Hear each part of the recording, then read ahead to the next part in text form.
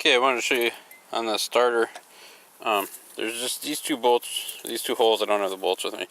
They're what holds it into the engine, so it bolts into the engine like this. And then on the back here, you just have these are your main players. This is your signal switch.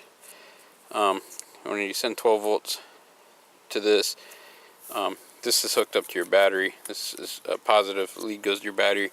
The case is grounded to the engine, so that's negative. And this is your signal. So when you send 12 volts to here, it tells it, hey, I want to fire up the main battery power to the starter, and that's how it runs. So I'm going to show you how you test it, because this is one I cleaned up and got from the junkyard for like 25 bucks. And which these things are around about $100 new.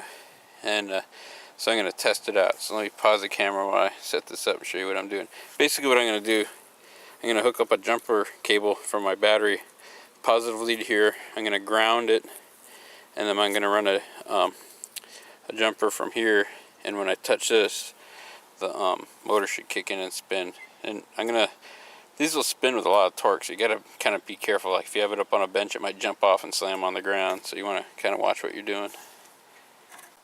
Okay, so what I did is I got the other end of this goes to the car battery. I got the negative lead of the car battery going to the case of the starter, positive lead going to that post there, and then I just took a jumper and I got this tool I made, and I'm just going to tap the starter. Now, should probably step on this. I'll just tap it and we'll see what happens. It's probably going to fly all over though. See there, so that kicked on.